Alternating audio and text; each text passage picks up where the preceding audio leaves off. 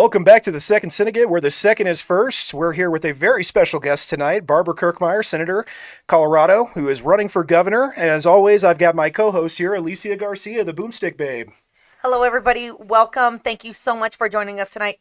I'm very happy to say that we have Senator Barb Kirkmeyer here. I am very happy to be back and have Teddy back. It's been a while since we've had Teddy on the show. We've had a lot of things going on. Been jet setting. Yes, he's been jet setting while the rest of us are working. He was having a good time, so he better have brought me back some really cool souvenirs. There's some cool things. But before we get into the show, and we have a great time and conversation with our guests, let's talk about some odds and ends things, just to brief you on what is going on here in Colorado. Today is November 5th. Remember the 5th of November. The 5th of November, of all the treason and the plots.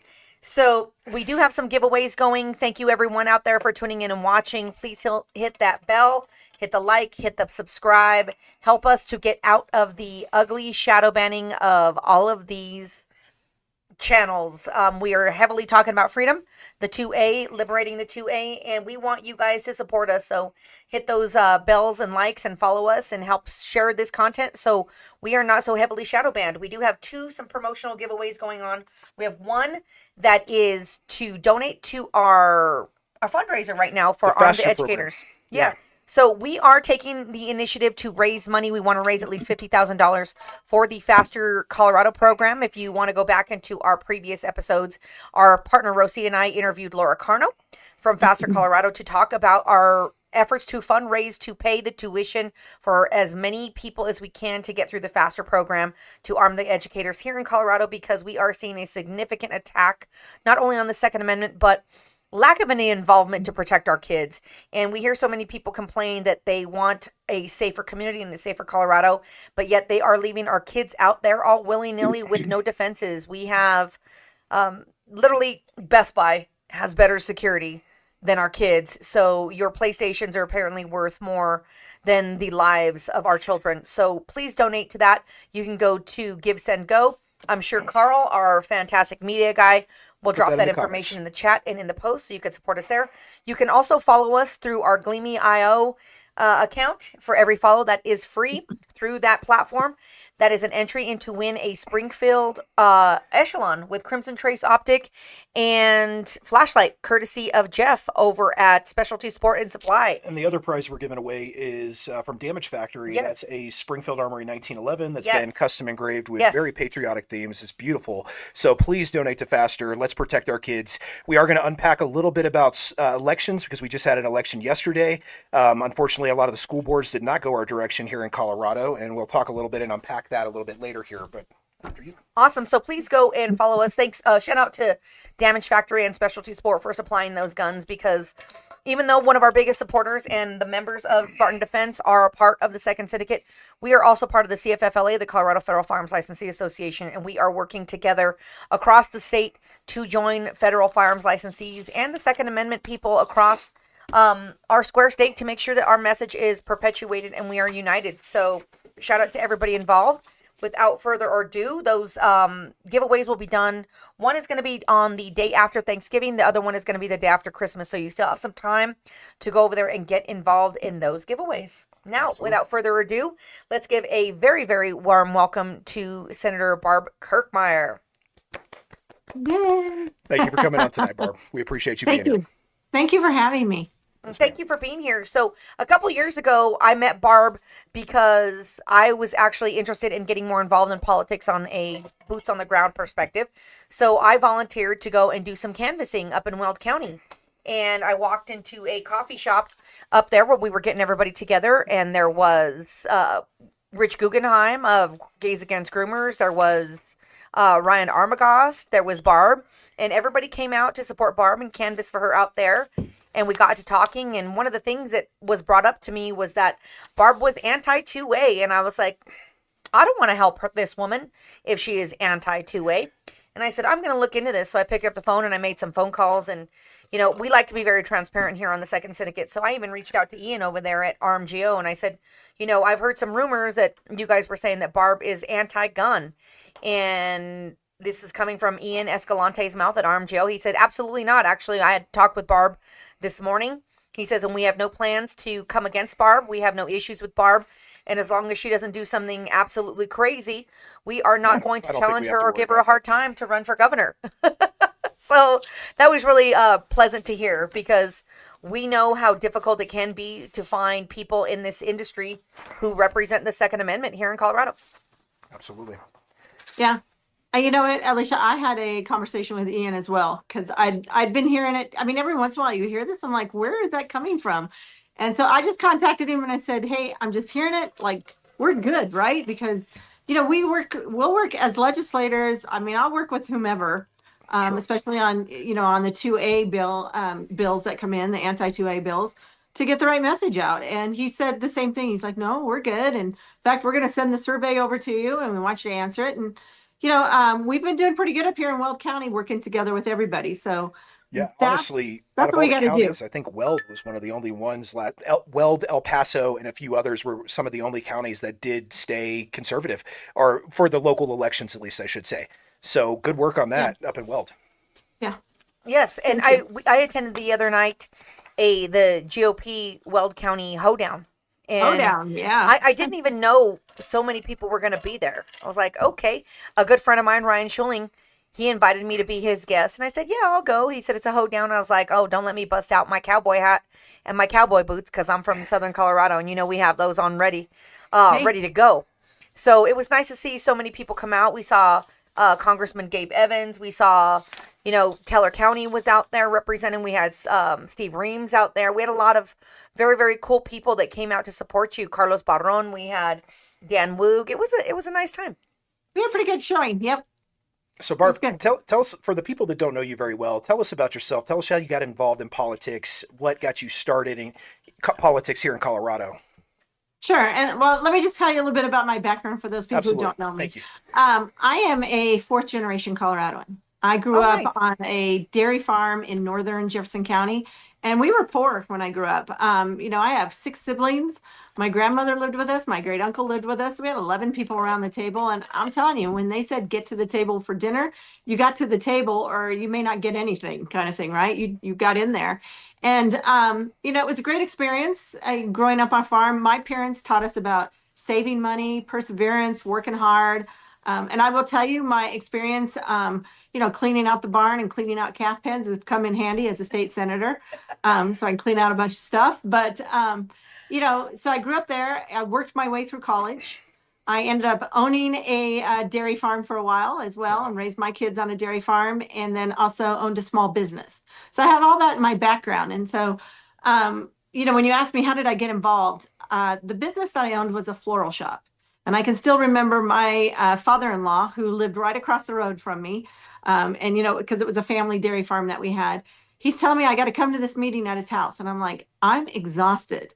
Valentine's Day was 2 days ago. I'm tired. I got 2 little kids. I just want to stay home. And he goes, no, I need you to come to this meeting. And I went, and I found out that at that time, there was like all of these regional landfills and fly ash sites and waste disposal sites. So all of these type of disposal facilities were being sited in our rural area of the county. Because obviously, living on a dairy farm, I'm out in rural Weld County, and we were getting surrounded by it because the urban encroachment into our area, because I live in the southern part of Weld County.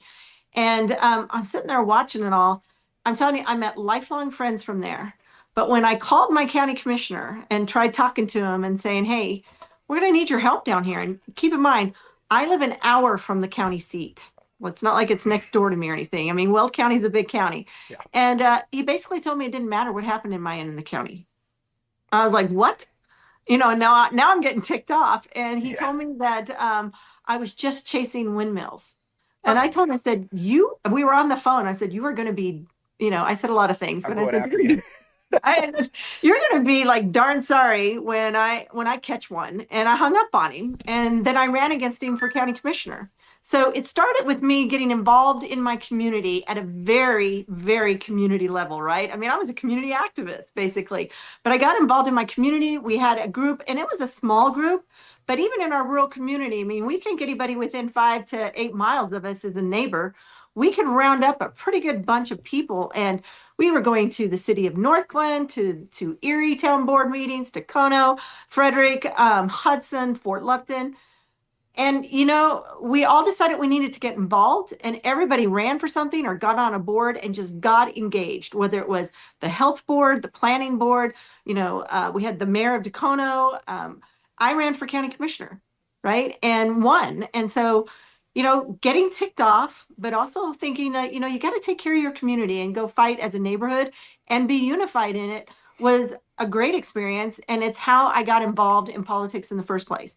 And when I was first a county commissioner, I had 2 kids that were under the age of 6. They were under the age of 6 when I got elected.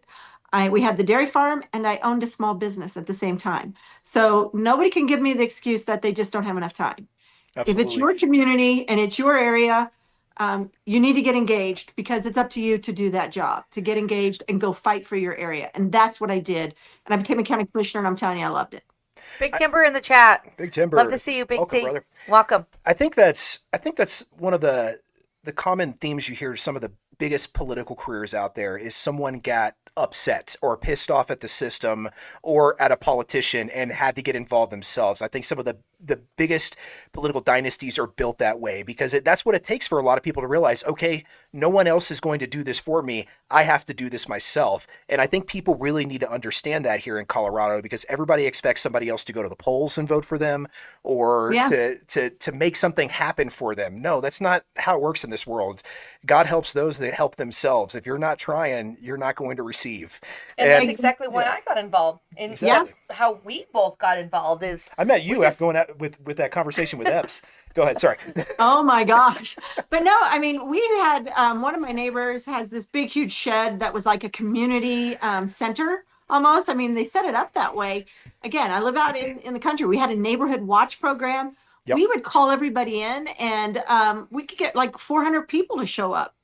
It's like families would come, and everybody's engaged. It's our neck of the woods. It's our community, rural community. And when our county commissioner said they didn't care, that was it. That's all it took off. But that's what needs to happen. That's how people need to get engaged. Well, just some funny background information is I also grew up on a farm. What kind of farm? Well, we had rudimentary animals. Okay. So horses, pigs, sheep, cattle, and great time. Loved it. That's why I'm such a huge advocate of being outdoors and shooting guns and doing all that kind of stuff.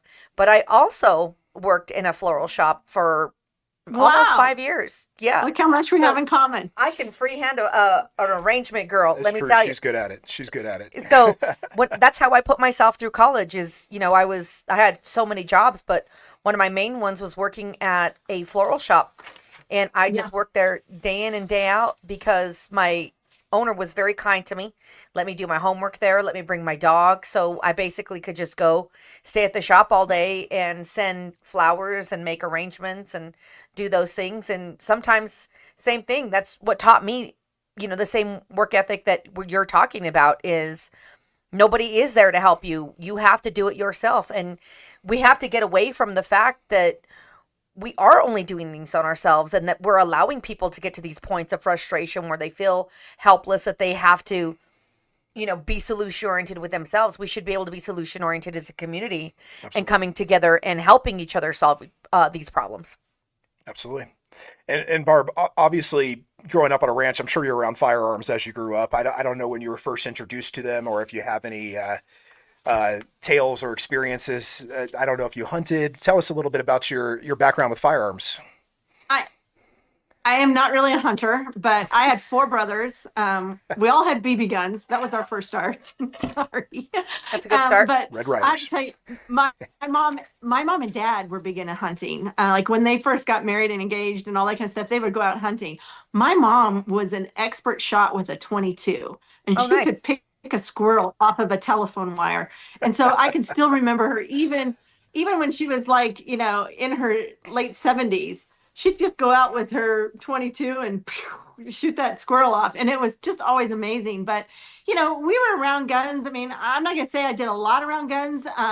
we were busy working. I had to feed calves. That was my chore. Had to get up in the morning, feed calves in the morning, feed them in the afternoon. Then we had to cook dinner. It was our job was making sure the farm worked. Like I said, I grew up pretty poor, and we didn't even have indoor restroom until I was like 5 or 6 years of age. Oh, wow. And I can remember my mother like giving my older brother a really hard time because he would go out and hide places and scare us. Like we had to go out every night and use the restroom before we'd go to bed. Yeah. And he would go out and scare us before we'd get to the restroom. And my mom would get really ticked off because, sometimes you might wet your pants. And so she told him he couldn't do that. Here's what my mom thought. She didn't tell him that he couldn't scare us. She said, you can only scare them on their way back to the house. Yeah, after then they've she didn't have to done worry about it. Yeah, see, she thought it through.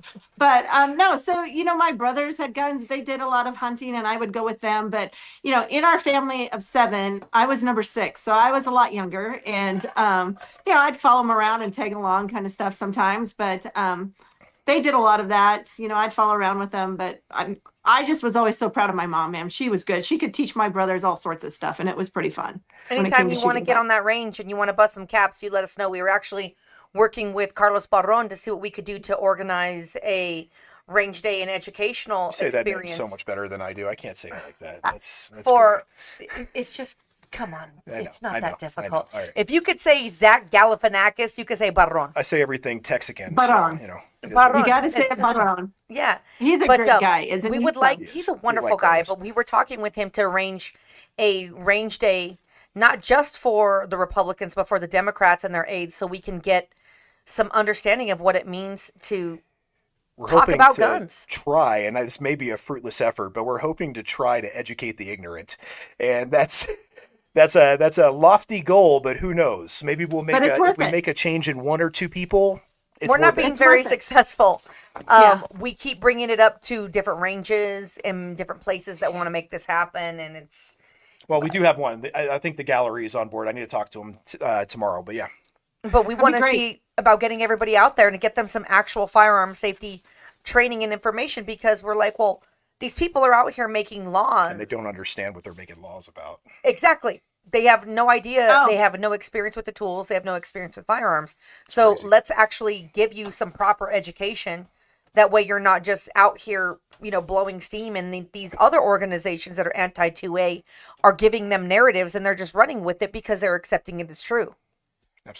Absolutely. I'll give you a prime example on that. Senator Rhonda Fields. She's from Aurora area, right? Yeah. And it was the waiting period bill.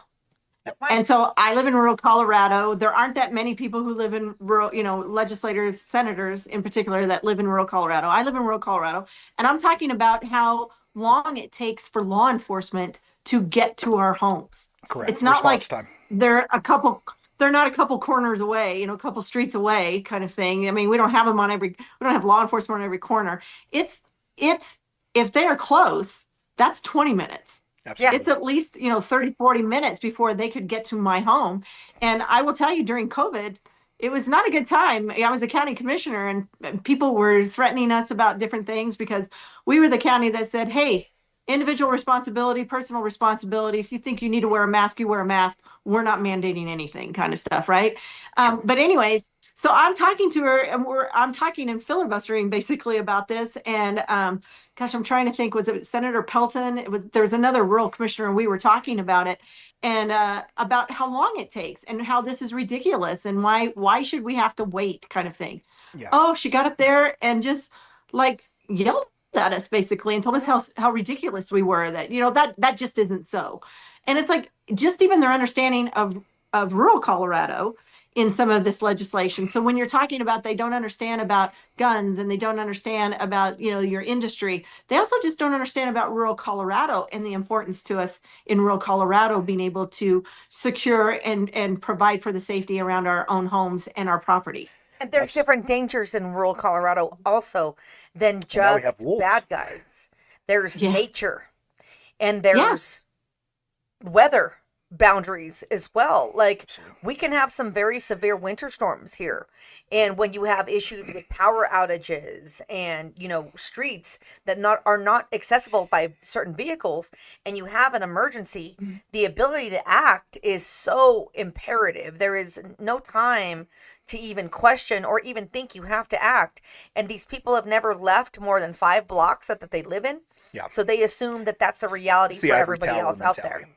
It's ivory tower mentality. Yes. Yeah. Yeah. Well, and they think their response time is everyone's response time, and it just isn't so, right? Well, also, you got to look at the hypocrisy of it. These are the same people that are trying to defund the police in a lot of cases, tie their hands behind their back, but yet they also want to disarm us.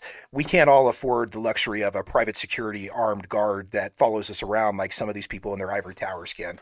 But they also don't believe in that, because in their mindset, they're making laws of rational behavior to apply to irrational behavior. Absolutely. Yeah, exactly. That's exactly right. It's crazy. I think one of the biggest eye openers for me was, I think that might have been my first or second legislative session, that when I was in Colorado was that was my second. That was 3-day wait, right? That was last year or year before. That was HB 23-1219. 2023. So that was my second session. Yes, I know the actual bill that was passed in 2020. You're the plaintiff. Well, because I'm the plaintiff in Garcia versus Polis. That's right. Against a 3-day waiting period. Yeah. But I think what I was going to say is, I think one of the biggest eye openers for me was sitting in the session and hearing the amendments that the Republican Party were bringing up to try to, I would say, water down the bill or try to make it less overreaching. And one of the biggest ones for me was people with protective orders. That was shot down. Yeah. Yeah. And they brought it, especially for women. And I know you're a woman and politician, and I'm sure you've had threats at some point in your life. Everybody in politics gets those, especially from the other side. So it's insane to me that no exception was made for people that have protective orders or that are under threat that could get around that 3-day wait. And in a lot of states, even a CHP or a CHL, depending on the state that you're in, also bypasses any waiting period. But no exception for that either, even though you would think that would actually, like, I'm against a waiting period in general, just to be clear. Exactly. But you would think that would promote maybe education and they could see it as that way, but they don't. They're just too far gone. So just to correct myself here, that bill passed in 2023, and it was put in effect October 1st, yes, 2023. 2023, that's right. Yes, ma'am. Yeah. Just for everybody listening. But it's difficult. I mean, I know you two know about the process, and, we've talked about the process a little bit, but it's difficult for people to understand. I mean, in the Senate, there are 35 senators, and only 12 of us are Republican. It takes, 18 to kill a bill, or 18 to pass a bill, or more than that. So they have more than enough numbers to push through any bill they want. And typically what happens is, a bill will goes through both chambers, starts off in a hearing, which is a smaller committee. And these bills get pushed through pretty quickly. Even when we have a lot of people who want to come down and testify, they cut your testimony down to 2 minutes. Sometimes at one point they'll just say 1 minute. Or we had one legislator that started saying things like, look, we're going to allow 6 hours for one side and 6 hours for the other side, and that's it. That's just so frustrating to people. I mean, and I appreciate the frustration, because when I was running for county commissioner, remember I told you I ran against that county commissioner, I had to go testify against some land use proposals, landfill up in Greeley. And, I got up and started speaking, and the county commissioner, the chair of the board, tried to cut me off. And I'm like, okay, so I grew up on a farm, 10 years in 4-H. I know parliamentary procedure, right? Yes. Because you learn it when you're in 4-H. And I'm looking at him, and he kept, Robert's rules. And he kept trying to interrupt me. And finally I told him, I said, you can't interrupt me. I've got the podium. And he was like, what? That's right. But you can't interrupt me. But you know what? And then when I became a county commissioner, having that experience of being on the other side, I think you have a tendency to be more respectful and more appreciative of the people who have driven an hour to come talk to you about something, or at the state capitol, maybe driven 4 hours to come talk, and they get 2 hours, and then you just cut them off. So, I think my that's something process, we like, just saw this last legislative session was they put a hard stop on testimony. I don't remember Yes, that they the did. previous sessions. Well, they did that with a lot of the assault weapons ban bills. I mean, we're not getting paid to be there. they, We should be No, heard. they did it with House Bill 1312 Yep. as well, which was the bill I called the War on Parents. Yes. But, the thing is, so it's hard for people to understand, but in the minority, there is only so much we can do. And on the Senate, we do things a little bit different than the House. We all try to filibuster as best we can, but quite frankly, they push that bill through early on in the session. There's no way we're going to filibuster that bill to death. The only time we get to filibuster a bill to death is usually in the last week of session when we start running out of time, like the calendar is going away, right? And so it's very difficult. So, sometimes there just isn't a point to, just keep going and going and going and repeating yourselves other than to make yourselves exhausted, I guess. But, so we get our points across, but it's difficult. I mean, people are like, why aren't you doing more? And I'm like, we're doing everything we can. As much as in with the the help that minority. you have, tell them to show up and vote, and maybe that'll make a difference. Yeah, exactly. We're in the minority, so all we can do is go talk. And here's what happens on the Senate floor: they don't even have to listen to us. A lot of times They they'll get get up up and and leave. They leave. get up and leave. They They color in their coloring books. They go do all these other things. They're sitting at their desks going getting through paid stuff. to do it. Well, that's why Teddy likes me. Is because you and Epps, that the Predator, as I call her, got into I some was heat. very I irritated. appreciate that. Yeah, one day. I appreciate that. Well, I would say this though, for folks that when you're coming down to testify, here's the key: is and they even would try to cut off legislators as well.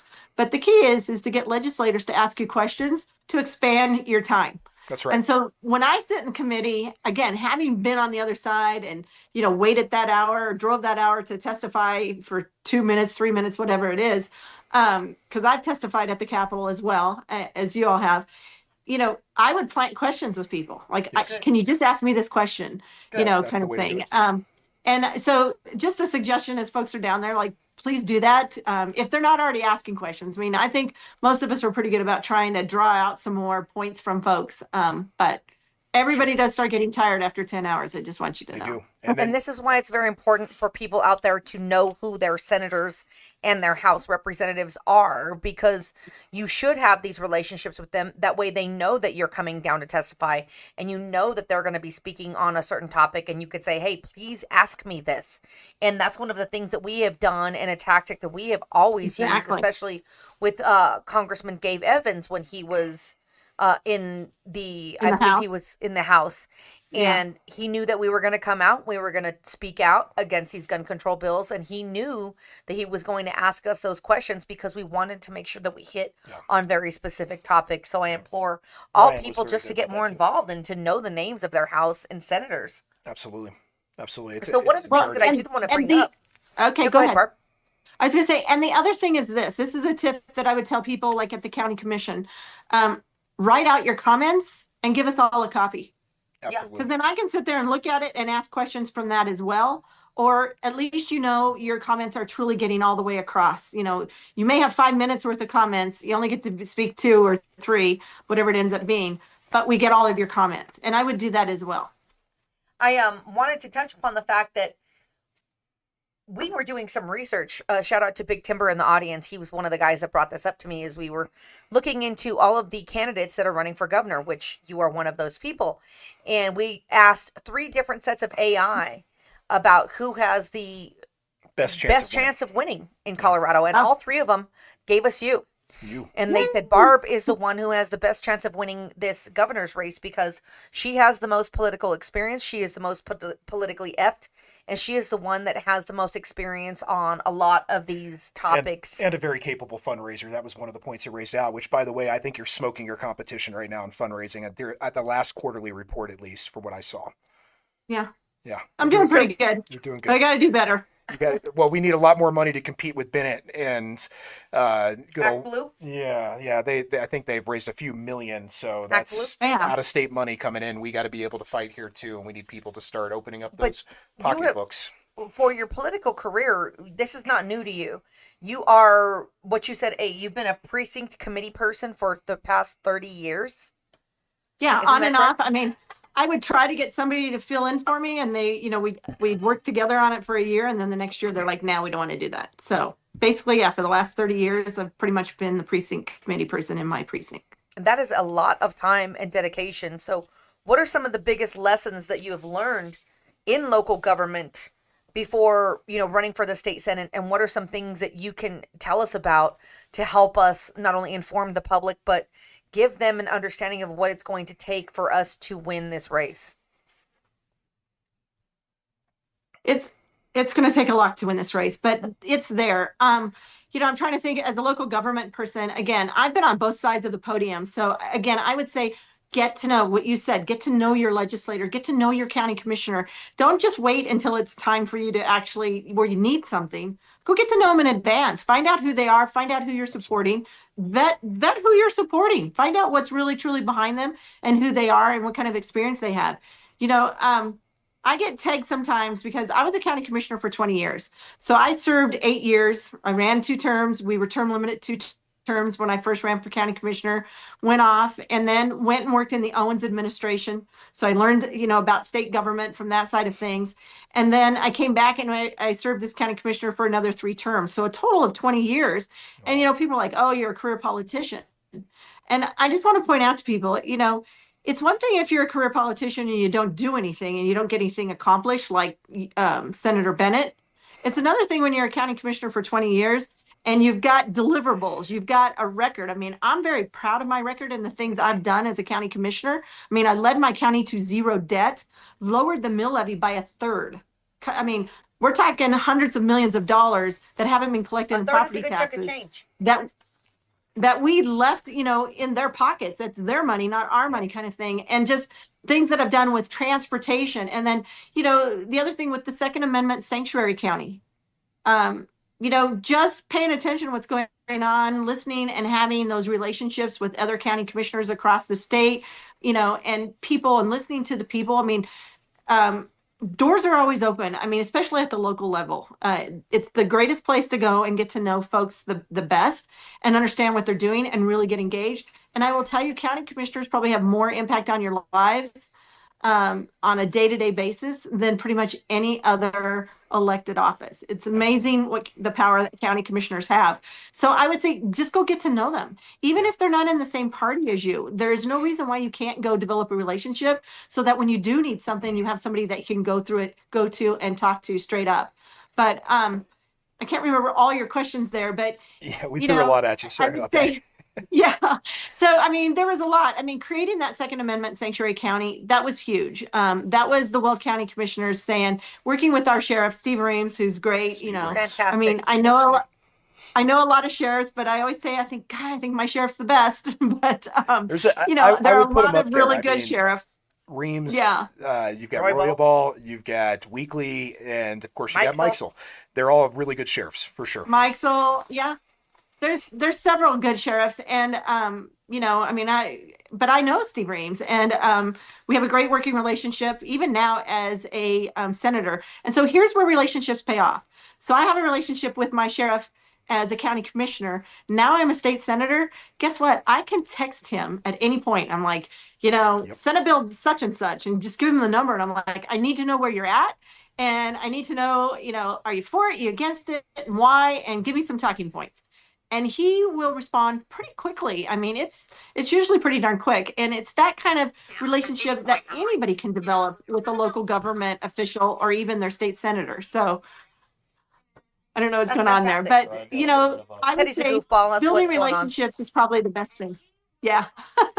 Well, same here is, that's what makes it more effective for us to be able to have these conversations is we need to be able to reach these people. And one of the things that I had said before we went live is how important it is to establish these relationships, how important it is for people to know who's representing them, because these are the people that are making decisions that are not only affecting you, but your career, your family, your children. Everything about your livelihood is based on these elected officials. And if you don't know their name and you don't know what they're doing, how are they representing you? How are they showing up for you? And we need to be able to normalize that you guys are just people too, right? That's one of the things that we were saying is that you're a mom. You're a Coloradan. You are a business owner. You are somebody. You're not just this quote unquote career politician. And I think that gets thrown away kind of like a naughty word. But how are we supposed to break the mystery and the fear of getting involved in politics if we don't know those who have been involved, who can educate us and help us and teach us and lay the groundwork for us? We deserve to have mentors. And I think the other thing too is, Alicia, is that keep in mind, we're all not going to agree on everything, right? But having those different viewpoints and people having those conversations makes us all better people. You know, and I would say, like, on a board, you know, on my board of county commissioners, there are 5 commissioners. And like I tell people all the time, I grew up in local government, and it's different than being a state senator. I mean, state senators, we deal with the legislative process kind of thing. And I mean, it's probably part of the reason why I love being on the joint budget committee, because it feels more like a board of county commissioners to me, where everybody's pulling together and working together and bringing their viewpoints in, and, you know, their point of view and their life experiences to the table. And it's the same thing in any relationship that you're developing with folks. So like when you came to the hoedown, I mean, you saw a lot of people that we're just having these one-on-one conversations with and talking about a wide variety of subjects. It's not like it's just one thing everybody wants to talk to you about. It's a wide variety, and they're telling you what's going on in their neighborhood or where they live, kind of thing. Yeah. And it's, you know, that's the best part, honestly, from my perspective of being an elected official, is the people that you get to know. But as a board of county commissioners, we always had this comment, we had this rule that, because there were 5 of us in Weld County, that you count to 5 before you count to 3. Yes, 3 is the majority, but we had better decisions when all 5 of us were engaged in the decision and coming up with the solutions, like in our work sessions and stuff. And it's the same way with even as a legislator. We have better bills when we have stakeholders, when we have people looking at our bills and saying, my God, this portion of your bill just sucks and doesn't work for us. Or they'll say this works, or this could be tweaked and this works better this way. And give them, you know, that, don't just criticize them and tell them how much you don't like them. Tell them what, you know, could make things better, or how to make things work, or where you're willing to work with them on things, and have those kind of discussions. But don't expect, I mean, how boring would the world be if we all agreed on everything exactly the same? It's just not going to happen. I agree. agree. Be able to have, so, you know, discourse too. Yeah. Yes, we do. Exactly. Because we need to be able to learn from each other. If everybody agreed, we'd be walking in a land full of clones and no individuality. It would be, you know, black and white. It would be America Pleasantville. was built by nonconformists. We should be a nonconformist society, in my opinion. But that's yeah, there you go. But you know, but here's the thing. I think this is what's going on though in our Republican Party, is we don't allow for civil discourse. We don't allow for disagreement. We all don't have to agree 100% on everything. I mean, you know, that whole purity test. So, I mean, I've been called a rhino. I've been called establishment. I've been called a career politician. I mean, how many jobs do you know that every 4 years you got to go interview for your job and get, you know, I don't know, tens of thousands of people to vote for you, Absolutely. right? I mean, that doesn't happen very often. And, you know, if you're not good at your job, then you don't deserve to get reelected. But at the same time, you know, we've got a party that has really gotten to the point, and I think we're getting a little bit better. But, you know, if I don't agree exactly with somebody who lives, you know, in El Paso County or Jefferson County, then, you know what, I'm a horrible person. And I just don't look that way. I mean, I'm a common sense conservative, every topic, practical. Exactly. Exactly. And you know what? My theory is this: I will work with anybody to get my job done and to do what is the best thing that I can do for the people of the state of Colorado now. Before it was my county, now it's for the people of the state of Colorado. I'll work with whoever I can to push forward good principled values in the state of Colorado. I mean, I have not compromised my values or my principles, but, you know, there are things about 80% of the time where we're going to agree with people who are across the aisle. I mean, I can find a lot of folks that are going to agree with me on access to healthcare, or a lot of folks across the aisle that are going to agree with me on transportation. And so I just go work on those things, and let's go get some stuff done for the state instead of just sitting down there. I'm not one of those people that just sits down there and votes no on everything. That's just not my gig. I guess this kind of brings us into another topic we were going to talk about today, and that's the infighting amongst our own party. We have a lot of it. Yeah. There's the infighting versus the county and the state level GOP. I guess as the potential head of the ticket, the head of the ballot, how do you plan to bring that coalition together to bring victory for Colorado and to bring the Republican Party back out of the minority? Do you have any? I'm telling you, I know. I see. It's difficult. It's Because difficult. and here's the thing. I got asked this question the other day. I was in Highlands Ranch at a Republican breakfast thing. Myself and two other gubernatorial candidates. One was Robert Moore, and the other one was Representative Bottoms. Okay. And I would tell you, Representative Bottoms and I don't agree on everything. He's probably a little more strident in some of his opinions than I am. I'm But probably more you can willing work together. to. I think we can. But we got to ask the question, what are you going to do? And I told him, I said, the first thing is, as Republican nominees, whoever, and I told him, I said, I've got news for you. From the people that I've met, if Representative Bottoms were to win the nomination, I would support him, because that's what we need to do. I may not agree with everything that Representative Bottoms says, but I would support him. And I would hope that he would support me, that we could come together for the betterment of everyone and try to win a general election, because that's what it's going to take. So sometimes you just have to. Exactly. The thing is, if there might be some really good reason why, because I have not vetted every one of my opponents, but I've been working to get to know them, and they're not my enemy. They are an opponent. We are in a race together, and we're trying to do the best that we can and say that, look, I'm the best person. And, I think you should vote for me. Doesn't mean that I think Greg Lopez is a horrible person, because I don't. And I got to know Sheriff Mikesell just in the last few months in this race. And I think the guy's a great guy. He is. But I still think I'd make a better governor. You know what I'm saying? And that's okay to have competition. Nominee, I will support him. I'm behind him. I think competition brings that on. Competition is good. It brings out good points. Yeah. It is. So, and but that's the thing that we need is for people unity. to do that. Yeah, here's the other thing too. When we are running races, so I ran for Congress in 22, and I lost by 0.7%. And it was a hard loss, right?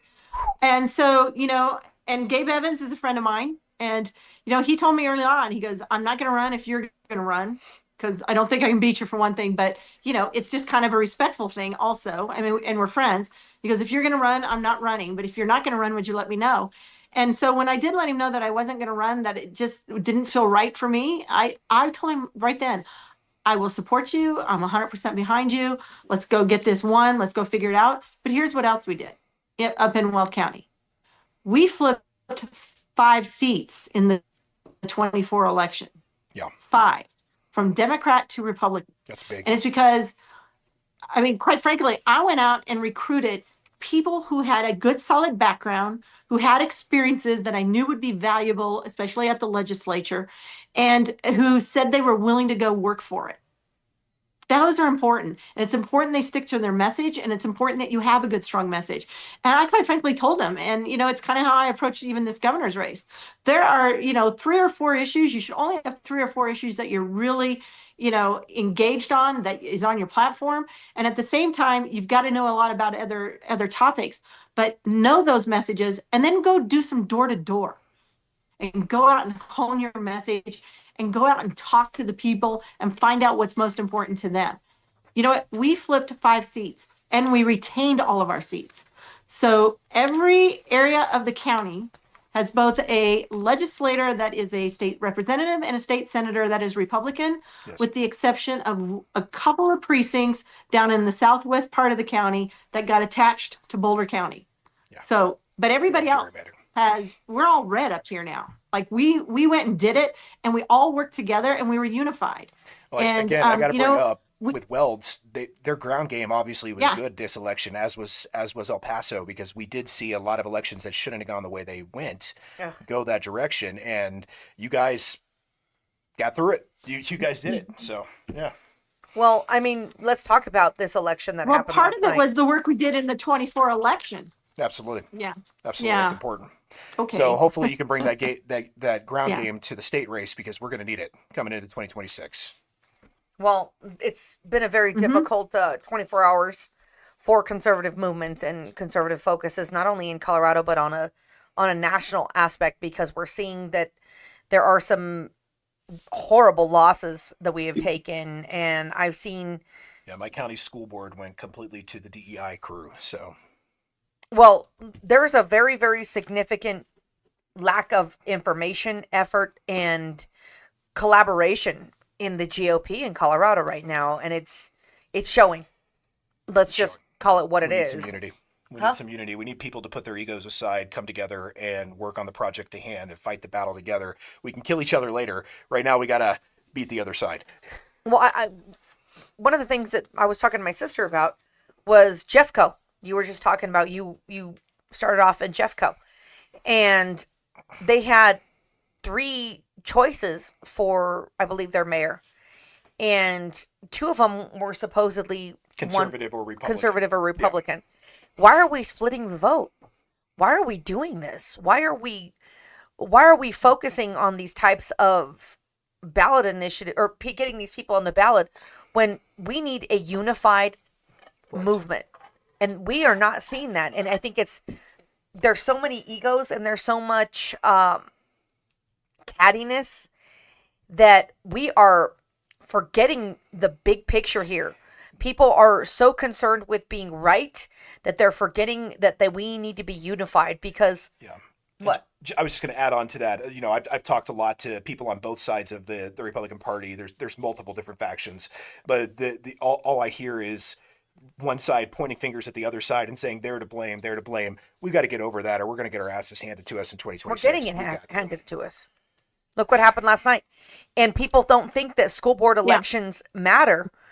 Who do you think is indoctrinating our kids and protecting our kids? Yeah. Because all they're doing is creating more just disassociation in the mind of these kids that they are to just stand in line, do what they're told, and exist rather than have independent thought, rather than being hardworking, rather than having goals and dreams and being resistant. There is absolutely no strategy. There is absolutely no unification. There is absolutely no tact that is being utilized here.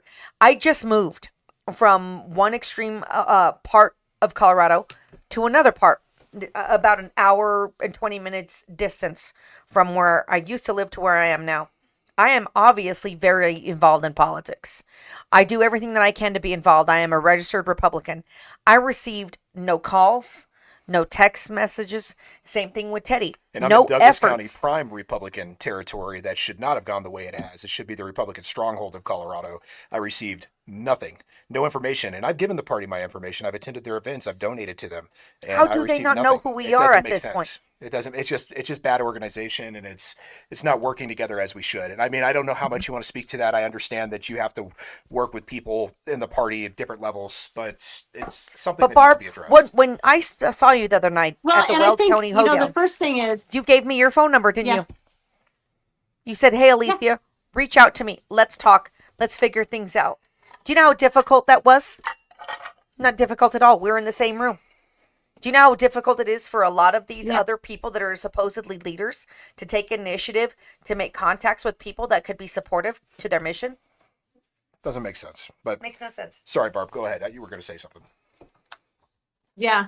No, I was just going to say this. The first mission, though, of the state party and even the county parties is to conduct the caucus and and basically get a nominee. Get people on the ballot and get a nominee. That's their first mission. They're supposed to be doing that. I think maybe we need to go back to, they need to do the basic stuff first, and maybe that will start bringing some unity. I mean, the division that we've had and that was created just in the last probably 4 years now. I mean, it wasn't this bad before. I mean, there's been times, we have our ebb and flow and our ups and downs, but the last 4 years has just really something, I don't know what is going on, but we go after, not all of us, but some of us are getting attacked on a regular basis by our own party. And I will tell you, some days you just sit there and you think, God, is it worth it? Mm-hmm. I feel like I'm not that's only a what mom, the Democrats I'm a grandmother, want, and I have 6 grandchildren. Divided we're weak. But I think the Democrats are kind of in the same boat right now. I mean, and we've gone so far. I mean, it's like, I don't know, like the pendulum just kind of keeps shifting. Sure. But in our own party, you're right. People need to get past some of their just some of the things they do. I'm telling you, it used to be fun to go to a state assembly. It is not fun to go to a state assembly anymore. It used to be fun to go to a caucus and meet up with people that maybe you don't see all the time, but like I said, I would think, well, you're my neighbor, kind of thing. Absolutely. And you talk to them, and you just, you're there for a couple hours, and you talk about Republican principles and values. And I mean, it's a good conversation, but there came a point, and I don't know, maybe 10, 12 years ago, where people got very siloed in their opinions and their thoughts about what a Republican should be. I mean, I grew up in the Republican Party. My mom was a precinct person as well. And it was, limited government, fiscal conservative, personal responsibility, individual freedoms. We believe in the Constitution. We're the rule of law party. I mean, things like that. And it's kind of like every time I start talking about it, I'm like, do you all remember what our platform really is? I mean, it's not these single one-off things. No. We've got to have this, I don't call it a minimum. I call it a baseline. We have to have this baseline that we can all agree to. And then there are going to be other things we're not going to agree on. That's okay. We're individuals. You get to have that opinion. But we shouldn't go after and crucify somebody because they don't believe exactly as I do. And I don't do that. I'd also point out. And here's the thing. Go ahead. I'm just telling you this whole. Yeah, go ahead. Go ahead. Sorry. You're the star on the show tonight, Barb. Don't worry about Teddy. No. I'm just going to say this whole issue about opting out. I have a totally different perspective on it. And I know people were ticked off at me because I was like, no one's showing up to the caucus. I had a question the other day when I was at a meeting about the opting out. And I asked them, did you go to your caucus? And they just kind of looked at me, and they didn't really answer. And I thought, well, I'll just take that as a no. But, they don't go to the caucus. At my last caucus meeting, there were two of us, me and one other person. That's it. Oh, wow. That is not grassroots. That's not good. But you know what? I think me going to 5,000 doors with my daughter to get signatures on a petition, that's grassroots. I am touching and talking to at 5,000 doors. That's what needs to start happening more. We need to get away from this wall. No, that's not grassroots. Yes, it is. That is more grassroots than anything there is. And I'll tell you, it's like my favorite part to do because you're out there and people are telling you if they want to talk to you, they will come to their door and they are answering and they'll talk to you. And those are the people you want to talk to. And they're telling you their opinions about everything. And it's really pretty enlightening some days. And it's just great to see the neighborhoods and be out involved. But it's like somehow that's a horrible thing. And this whole opting out, what happens is we also alienate not just on affiliates. We alienate our own party members. We alienate Republicans. Yeah, taking your ball and going who aren't engaged. Yeah, isn't the way to do things. Yeah. No, it's not. So, I've done both. I've gone through the caucus and I go through the petition, and I usually do both. My last two Senate races, I did both. But my first Senate race, because I had people lining people up against me, I went out and got my petitions as a safety net to make sure I could get on the ballot. And there's nothing wrong with that because it's still Republicans who are voting. And for the most part, yes, there are some affiliates who vote, but in a primary. But for the most part, it is still Republicans who are voting. Absolutely. They're not Republicans that show up to a caucus meeting, though. No. We do need to touch up on those independents, though. Yeah. That's one of the things that I keep hearing a lot. When we posted today that we were going to have you on a show, I had a lot of people come out with, that term, the rhino. Oh, Barb's a rhino. And we're not here to treat Barb disrespectfully. We want everybody to come on our show. We want her to feel welcome because we want her to speak her mind. We want people to hear from the horse's mouth. We don't want to sit here and bombard you and treat you like, well, what about this and what about that? No, I don't want to speak for you. I want you to speak for you. I want people to realize that you are a person. Your track record will speak for itself, whether people like it or not. That's the whole point of giving people a choice to vote and support who they want to vote. Who do you resonate with? Who don't you resonate with? But one of the things that I've noticed in this Republican Party is that exactly what we're saying. If you don't agree with me 100%, screw you, I'm not going to work with you, I'm going to go against you. Correct. But isn't that the whole point of elected officials, is there's the people that have to sit down with other parties to negotiate for the best interest of the masses of the people, not just the people that they like or who they don't like. And it has to be a representation of all people. And that brings me to the point I was going to make is we have a time to settle these disagreements within our party. It's called elections and primaries. We have primaries for a reason. Whoever the candidate is who the majority of the party elected.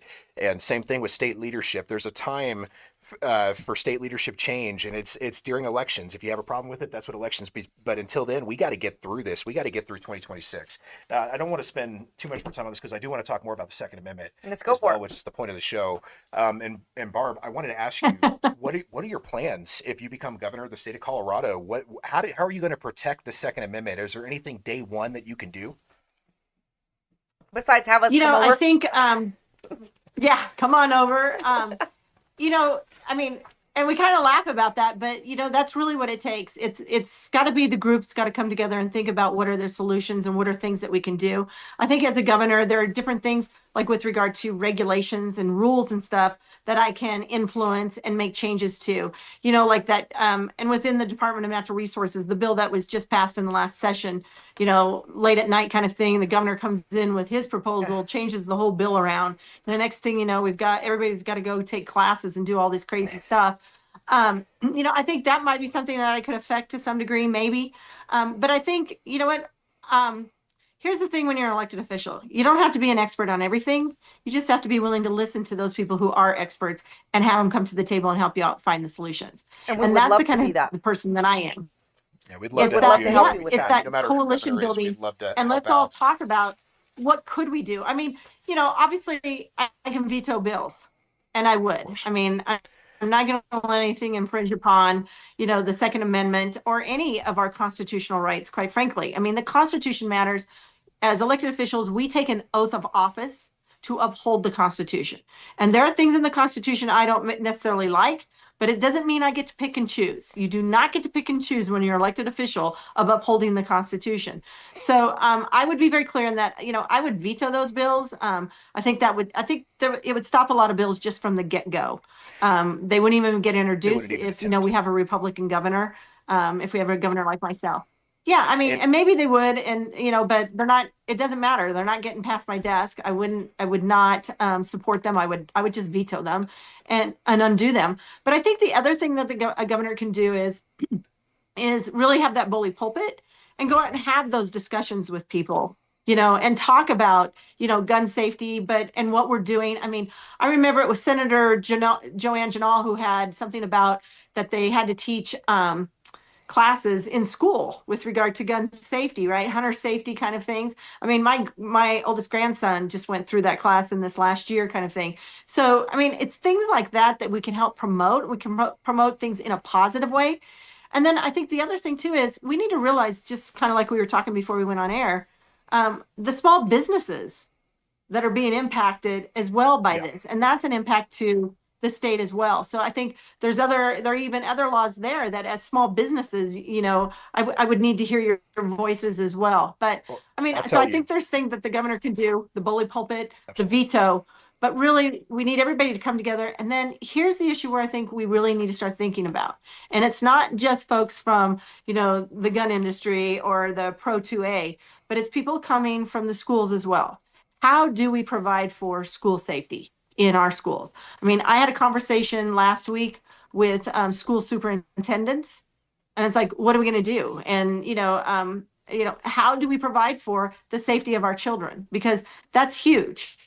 That is huge in my book. Like, how are we going to do that? What could we be doing? I mean, I'm not a big proponent of these gun-free zones. That's not, I don't think that's helpful. And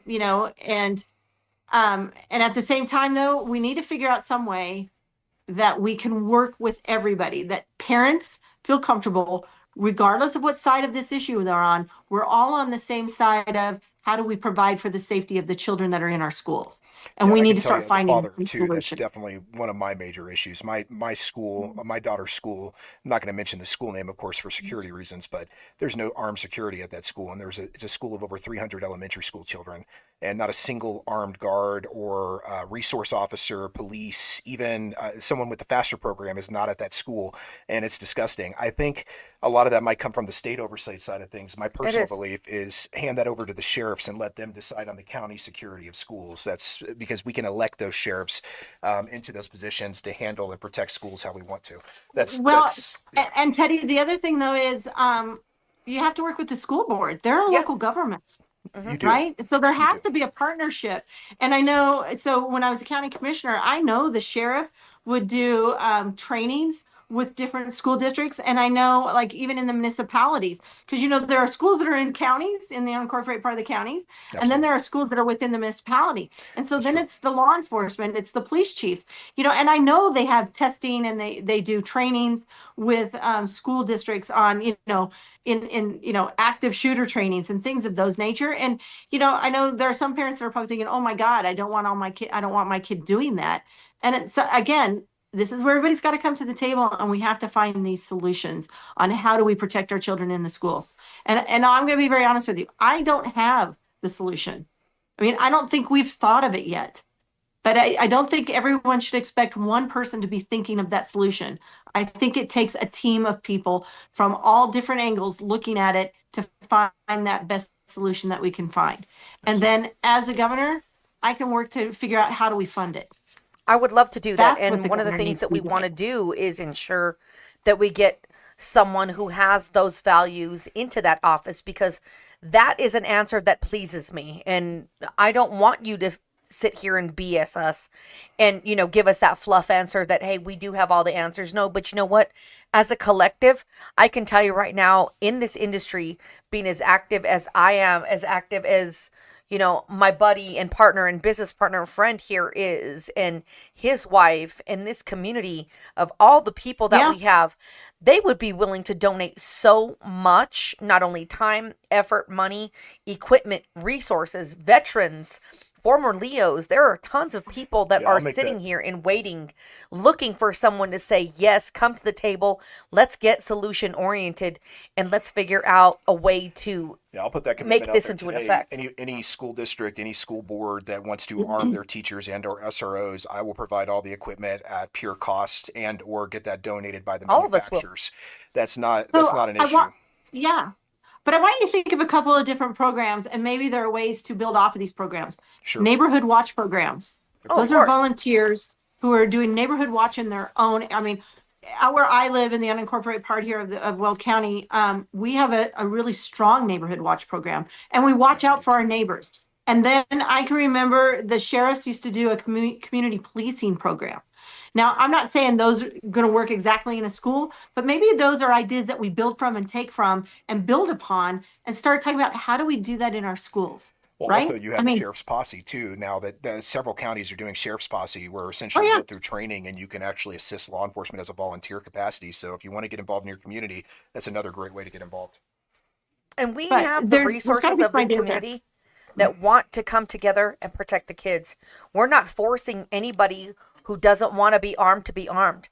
What we are saying is, for those people out there, and there is a big community of people that want to change the safety and safeguards in their neighborhood, let us come to the table and let us get a community roundtable going where we can play off these ideas. We can find a way to fund it. We can find a way to come together as a community and be solution oriented, rather than sitting there and pointing at each other and blaming each other for the lack of effort. So what? Now what? It's time to move forward. Absolutely. Sorry, Barb. I think we might have cut you off again. I apologize. No, that's fine. This is a great conversation. I really appreciate it. I'm learning a lot here, so this is a good thing. We love having you here, Barb. You're very approachable. You're very easy to talk to. One of the things that I do want the people to understand is, Barb had said this earlier, but I think we cut her off. But when we were at that Weld County hoedown, you're a grandmother.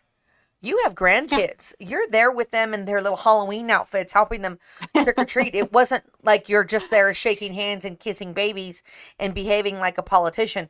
You brought your family there. And to me, that stood out to me is like, oh, okay, this person is actually here because she is a part of this community. She's not here pretending to be a part of the community.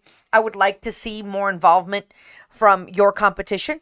out there to show what they're willing to bring to the table. We do have an open opportunity here on this channel for anybody who's running for governor to put them on the show, for them to speak out and tell the people, from their mouth what they're going to do and bring some solutions, and not just have those politician answers of, well, this is what I'm going to do. And this is grassroots right here. This is how we change things. This is our ability to use the platform and the spaces that we have to make a difference.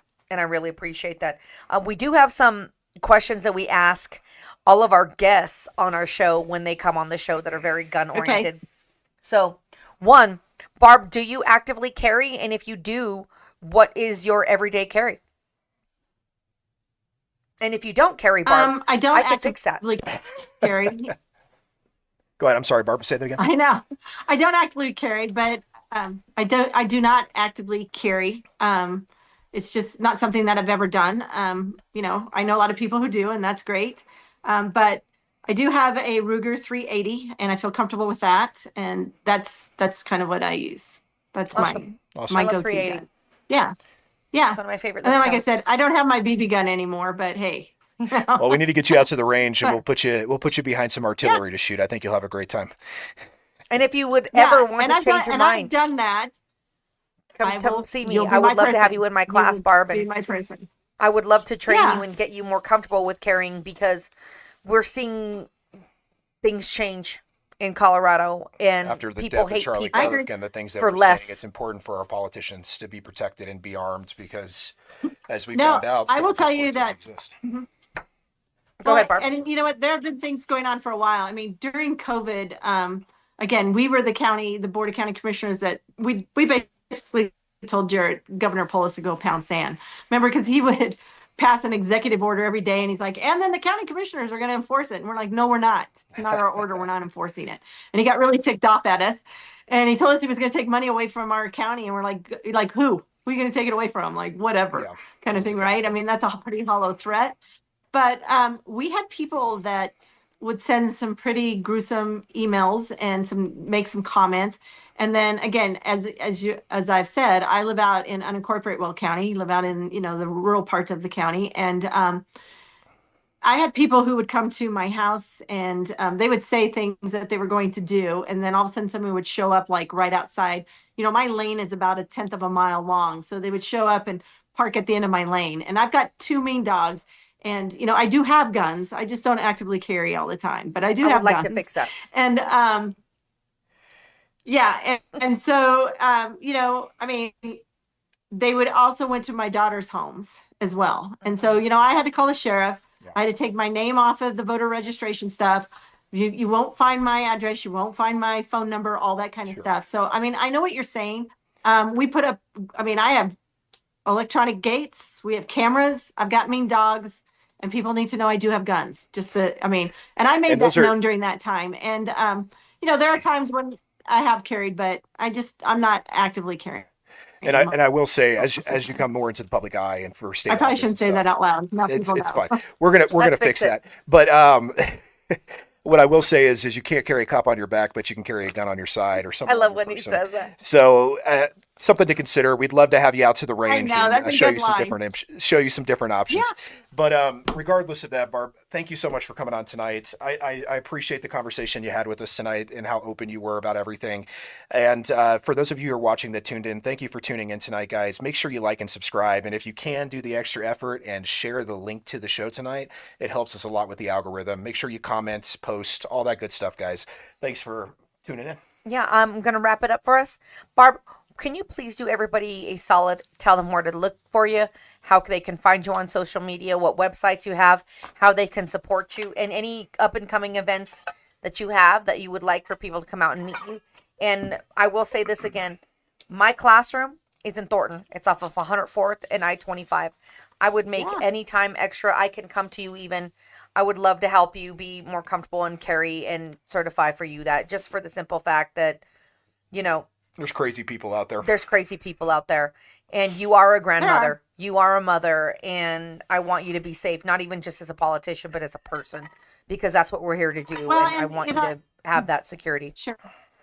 And I appreciate that. I greatly do. I mean, I do live out in the country. And, on any given Sunday, you can come out here and you'll see my grandsons and everybody, all of us out shooting at prairie dogs because we got to get rid of those prairie dogs, or shooting at cans or whatever. But so we do stuff like that. So you know, we can work on it though. I'm with you, and I appreciate you looking out for my safety as well. But I do have Kirkmeyer for Colorado. So Kirkmeyer, FOR for Colorado.com is my website. You can go there and find out a lot about me as well. I'm on Facebook, I'm on Twitter, I'm on Instagram.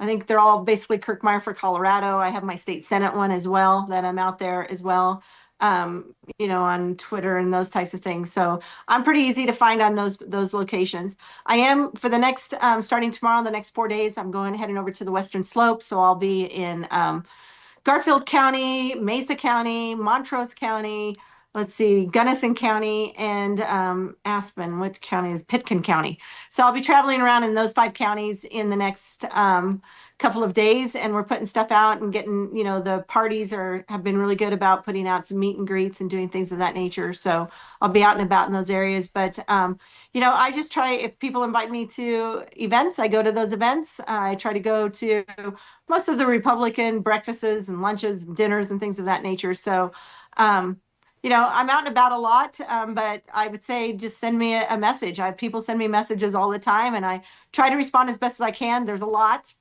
You can always reach me at bkirkmeyer at gmail.com. Pretty darn easy, and send me an email. I'm happy to try and respond in that way as well. But, I just want to say thank you to both of you as well. You guys are engaged, and that's what it takes. I mean, it takes all of us to get engaged. Yeah, I'm a mom and I'm a grandmother, but you guys are engaged. Your dads, your moms, you're doing your thing as well. And you're trying to make sure that the public is aware of what's going on in our state. And that's extremely important, because we've got a media that kind of only shows just certain sides of it. We've got a governor that thinks that if he just keeps saying it over and over, even if it's not the truth, that he thinks everyone believes him.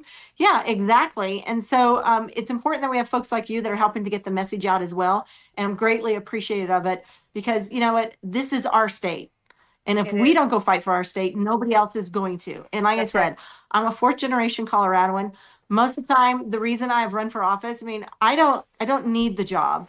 I want the job so that I can go help build a better future for our grandchildren, because that's what we're doing. It's not just about winning. It's about governing, and how are we going to make it better for the next generation? So that's what I'm into. So thank you all very much for being here. Thank you to my business partner, Teddy, and Spartan Defense, for being one of the biggest supporters of the Second Syndicate and 2/3 of the Second Syndicate. I am the 3rd, and they are 2.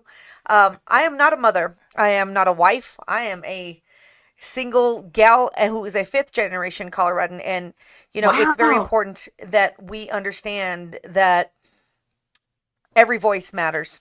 It doesn't matter if you stand for yourself or you stand for a group of people. Every voice matters, and it doesn't take but the initiative to get involved, to be activated, to get informed. I do teach concealed carry classes, Denver. Concealed carry classes of Denver. You can go there and book a class with me. You can come. Please support Spartan Defense and your local gun shops. It is very important now more than ever for everybody out there who is listening to support this industry. Support Spartan Defense. They ship nationwide. They have every gun that you could possibly think of. They have an amazing staff, and these are the people that are all boots on the ground fighting for your rights. So thank you to that. Shout out to our media team too. Go ahead. I just want to add to that, guys. Whether it's us or somebody else, support your local FFL, whoever they may be. For those of you who don't know, I'm the vice president for the Colorado Federal Firearms Licensee Association. I serve in a number of positions for 2A causes. That's one of them.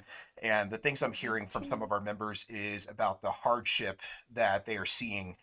One, we have an economic downturn in the gun industry in general going on right now, but the new state regulations and laws are not helping in Colorado. And just think of it this way. This is backdoor gun control from the Democrats. If they can shut down your local store, where are you going to get your firearm? Where are you going to have that facilitated? Stop transferring things into dealers. Go and support your local firearm dealer. At least give them the chance to price match and keep your business local, because they're the ones that go up to the Capitol every year and fight their ass off to protect your rights. That's right. And Teddy doesn't ever cuss, so he's just did, so he means it.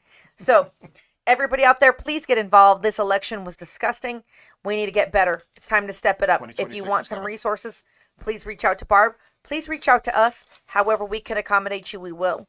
On that note, God bless everyone. Stay safe, stay strapped, support the second. Where the second is first, the second Syndicate, and we're out. God bless. Peace out. Thank you.